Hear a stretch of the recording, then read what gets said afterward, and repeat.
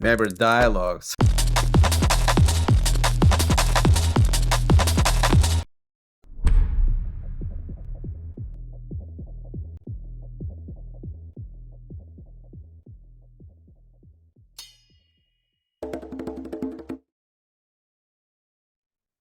So welcome everyone back to Mebert Dialogue. Today I have a great person, a friend of mine from Africa, and we have Hilton Theunissen. Welcome, Hilton. Tell us a little Well, bit about yourself. Peter, I've been following, your podcast and the work that you do. And of course, we've had some good time together recently in Silicon Valley and in Stanford. And it's just great to be here. For everyone that's listening, just a normal African, we're about 1.2 billion people on the continent. We contribute in most people's lives, if it's not our natural resources, it's our personality. But you'll find us everywhere in the world. I'm like the guy that's supposed to be the richest man in the world, perhaps also the most innovative by, some people's standards. Elon Musk is also South African. Sure, absolutely. So we kind Well, of, we're trying to play up to Mandela's legacy. It's a hard one to follow, but think now that I'm with you, I'm one step closer among the 10,000 steps that I'm still to follow. tell me, there's so much potential. There's so many things happening, but we don't see it in the United States. I mean, the share of African startups is just the, statistical error, right? It's a rounding number out of, 700 billion of, venture capital funds. Africa is getting a tiny share. Why is that? Yeah. I think it's perception, perception of where, how media presents Africa, um, uh, you know, what, what people are being taught at school and university. TV media's got a lot to do with it. Um, and then of course, if you bring economics and politics into it, um, it might, at some point I was in New York, and someone had a TV ad on raising money, a social enterprise for Africa, and all they show is that Africa doesn't have roads, Africa doesn't have infrastructure, Africa doesn't have internet, etc. And so it's just perception issues. If you can change that perception, if you find people that will tell a different story of Africa, I think that perception will change. And so I think getting invited and to this invitation only luminary was one of those opportunities in the same way that Mandela kind of you know told a different story about South Africa, the same way that Kofi Annan talks spoken a different story about Africa. And many of the kind of commercial inventions that come out of Africa, it's the same way that I introduce myself. We have tremendous amount of talent on the African continent, not just good jokers like Trevor Noah, not just good DJs like, Black Coffee, top pop singers like Tyler. We also have people that comes up with ideas that is scalable, for example, in the US market. And you take that into action because, we can't just have conversations, we can't just have ideas and not execute on some of that, right? We are both come from an entrepreneurial background, and we've done many things in our professional lives. What brought us to this point is that we know how to execute, Sure, and sure. we've Let, made lots of mistakes, yeah, that's okay. It's a and mistake. Mistakes are inevitable. yeah, Inevitable. and I Absolutely. think this is the mistake of venture capitalists in the US, um, that kind of culturally misunderstands the African startup that has the ability to land itself and the idea in the US $30 trillion economy and scale in that market with the potential, and potential ambition to send back money and, all kinds of things and be an aspiration to increase the number of, for example, unicorns. We've Sure. had eight, and I think, those are the things that we need to build the bridge on, is that over the last number of years, USA has between 650 and 700 unicorns. Right now, if you ask anyone in Africa, we can only name three or four. In fact, we've just had two in South Africa announced the last 3, 4 months. Um, and they're all in the financial sector, fintech, and in fact, that's where the opportunities are because fintech is not that huge in the US. And so what we need to identify in building this gap that exists is what is the strength of one economy or an ecosystem and what is the strength of the other one. Sure. And Let me the share a playbook for perspective. US. Let me share a perspective with you, a hypothesis, Yeah. and you tell me what you think. So yes, there are amazingly successful global startups from Africa, right? And maybe you tell us what they are. But I think we need more of them. We need kind of African champions. We need companies visible in a global scale that they achieved success. I mean, the most difficult thing to change people's perspective, right? People think in cliche. People typically lazy. They don't want to change, the viewpoint. They don't want to change the way they think, and they listen to the same kind of information base, right? And you listen to one Right. radio station, read one paper, and it just Yes. supports it Yes. entrenches you in your viewpoint, right? So the best way to Right.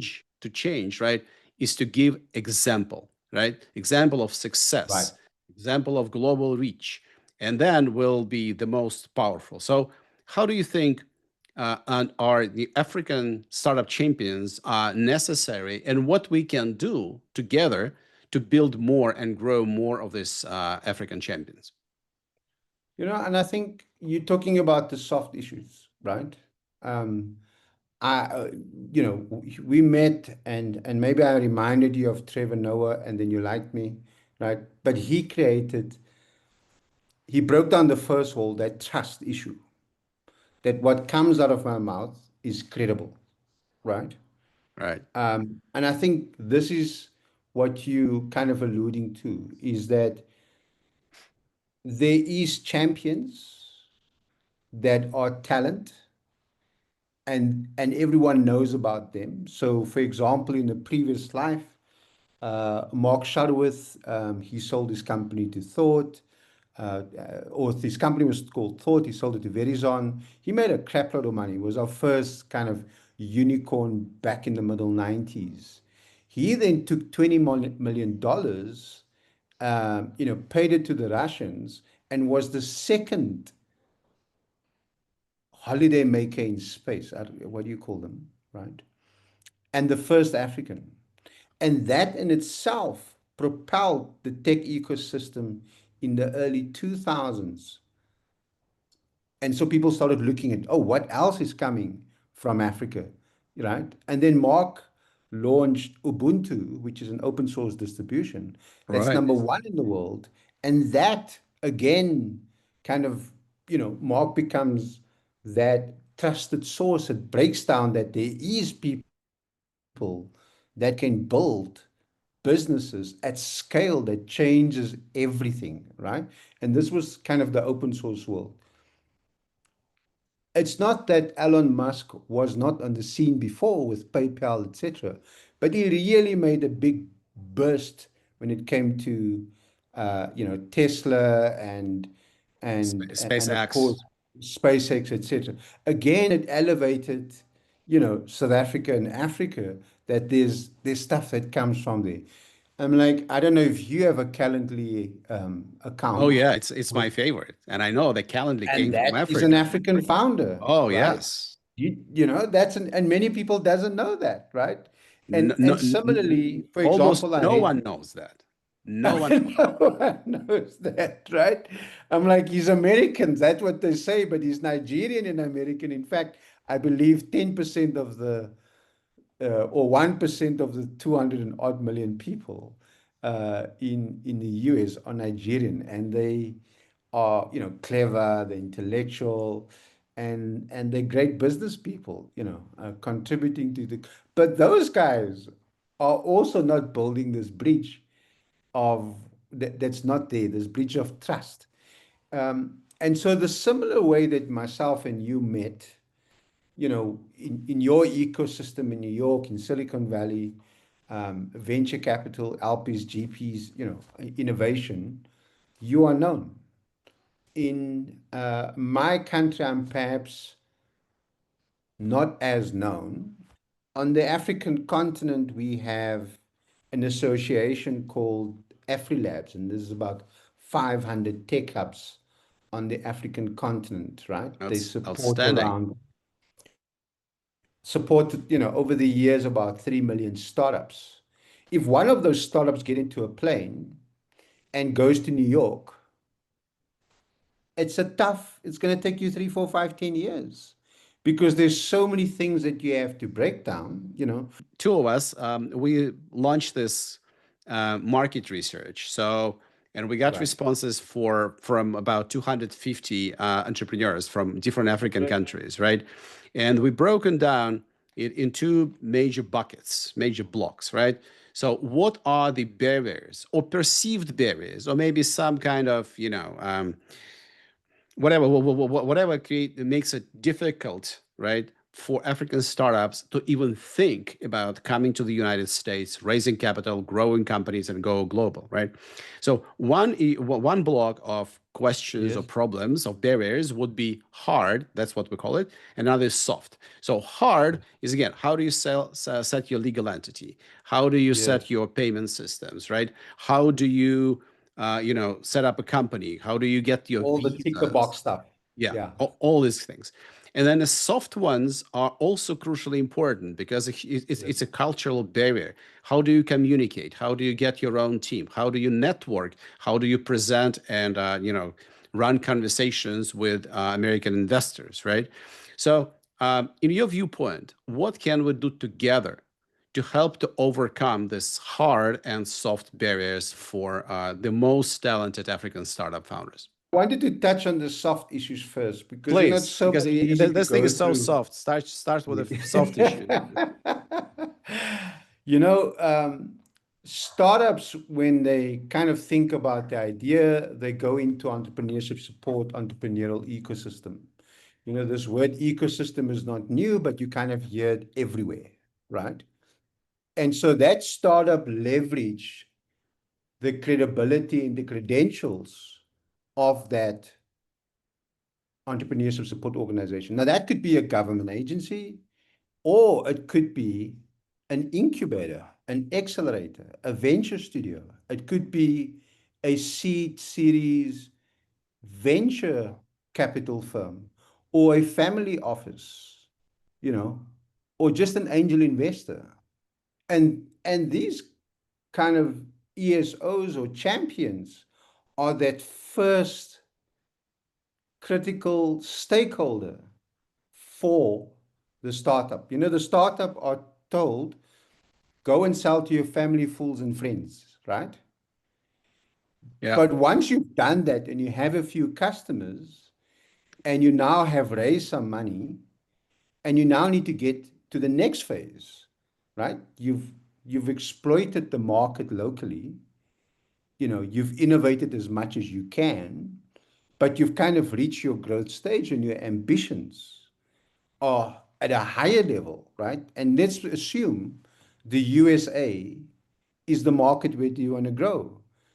If you fly over there, you're taking yourself away from the business. But if you have a champion, that's your counsel. It, it's the first part of breaking down those barriers. In some cases, they call it, it's this networks. They say that your wealth is only as in is only as big as the influence of your network. And so 100%. for a startup, if you're building alone, you won't go far. You'll go fast, but you won't go far.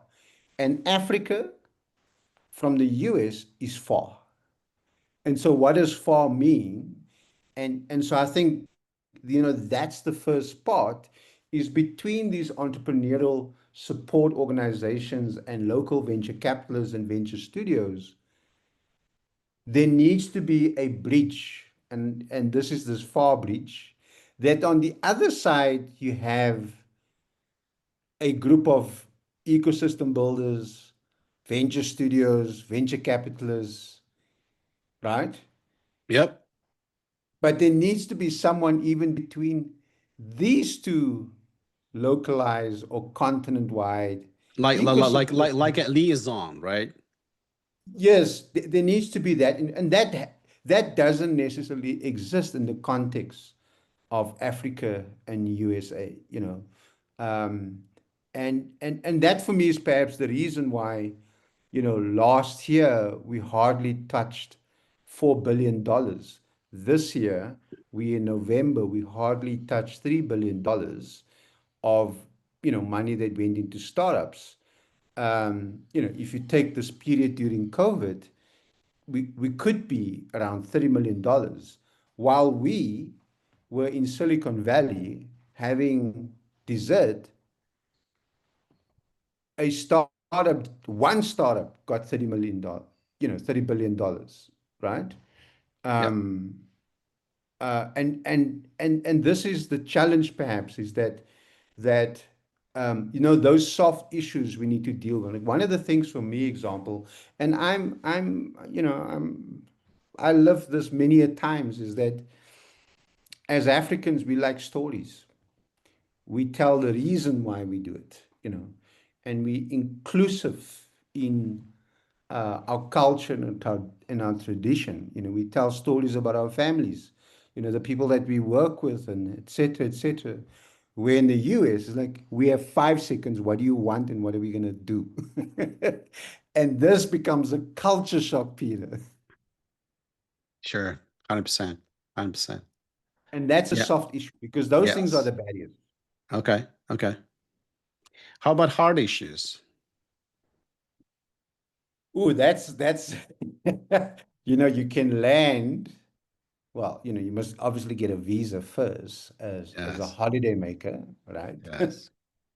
And you can land because you can't just walk through.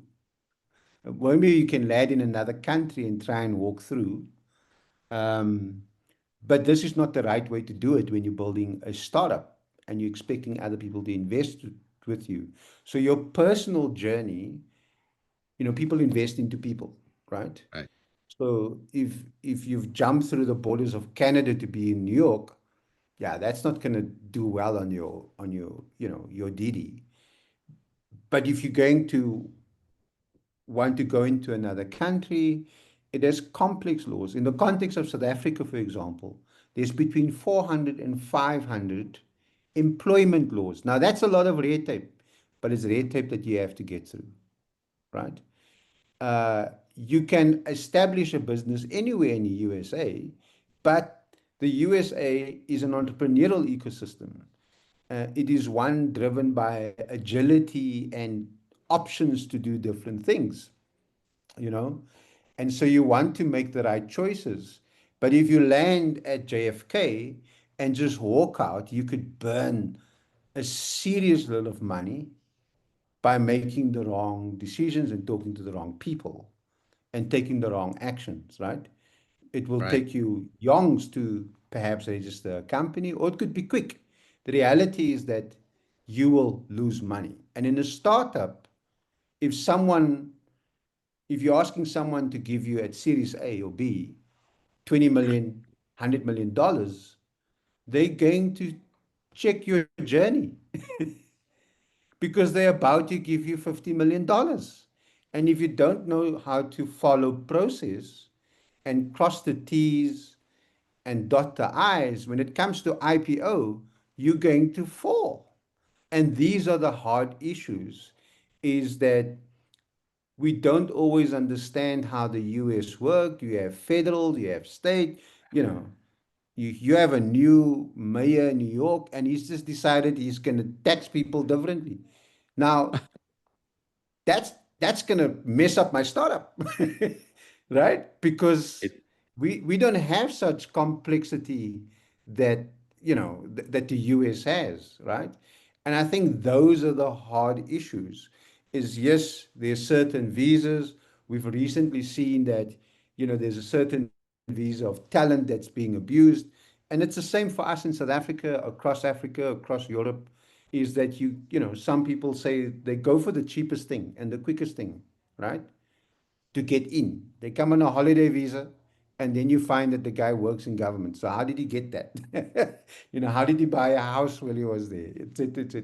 So one of the things for a startup that wants to become a unicorn is that your journey, yes, we're investing into the future, but we want to know that you followed process. And that's the hard issues for yeah. any So business, so so in even other from words, Europe for that matter, yeah. you know? In other words, it's saying that we need to develop a comprehensive roadmap for a startup to prepare for moving to, relocating to the United States.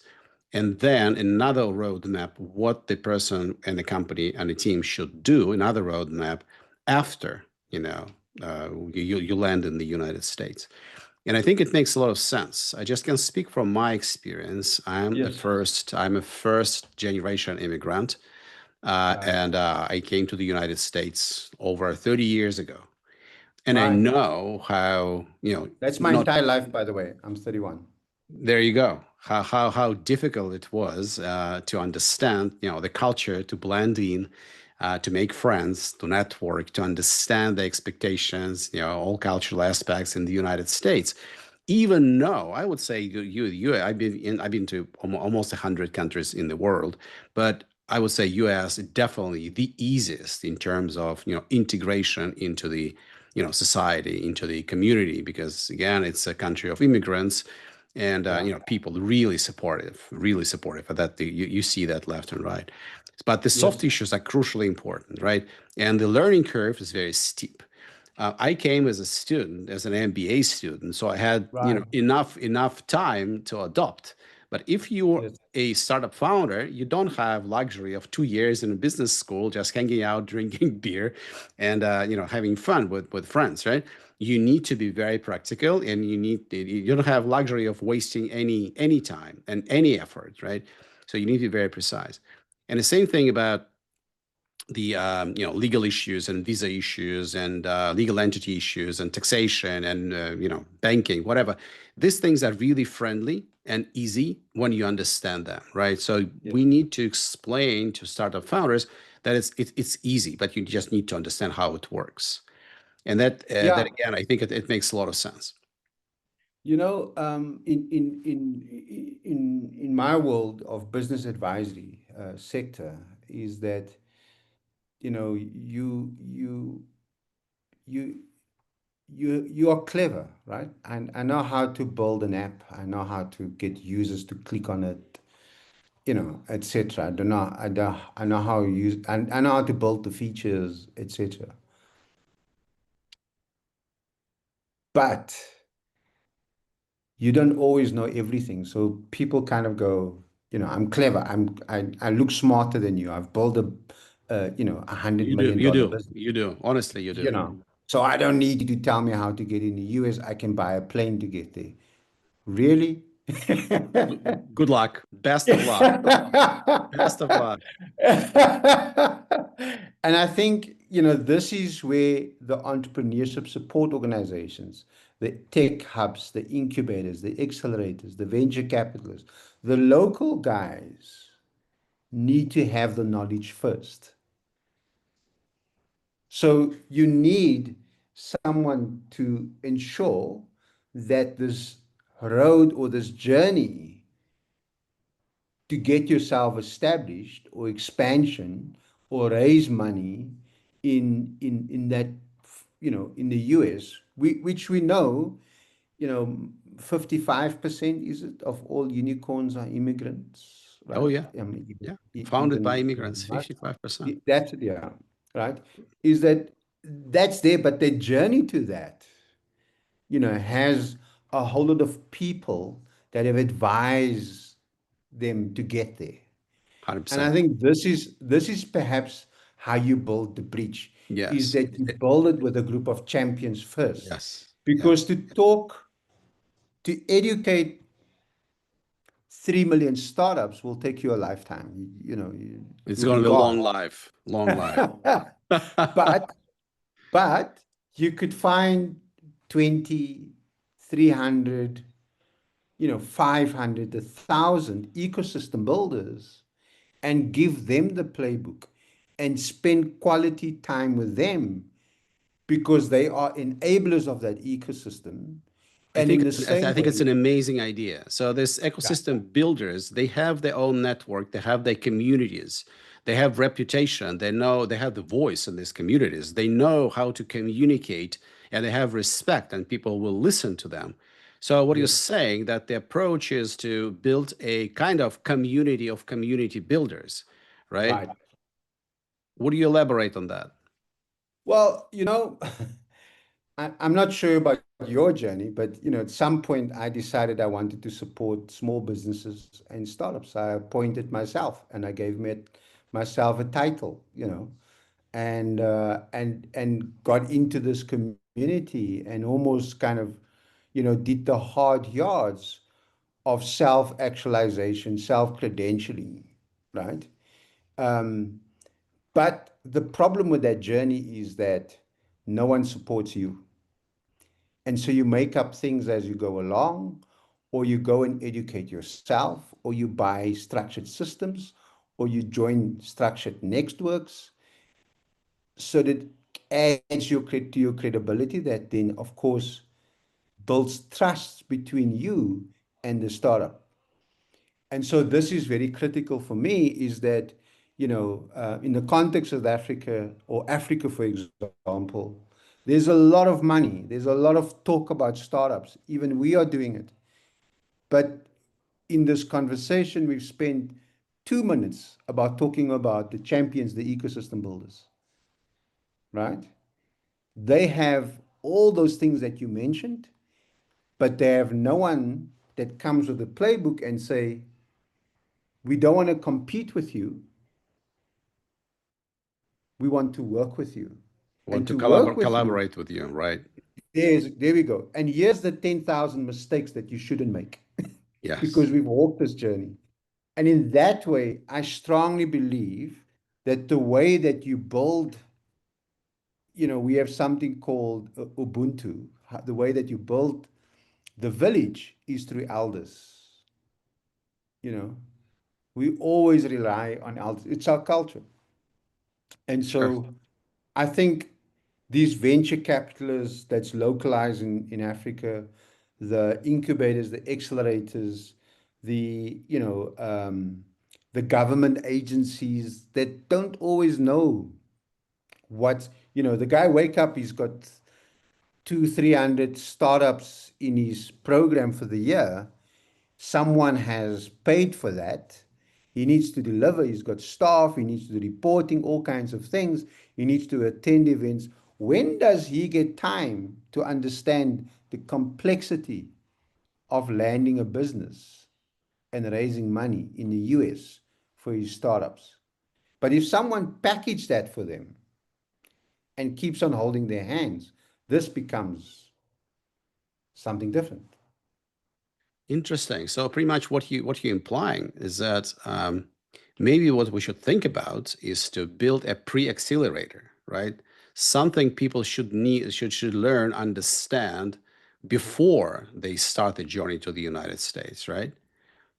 And that's very critical, if you look at the numbers, and you look at the data, business owners that were connected to a business advisor, example, they last 5 years longer. They go through that kind of critical period of death. In a similar way,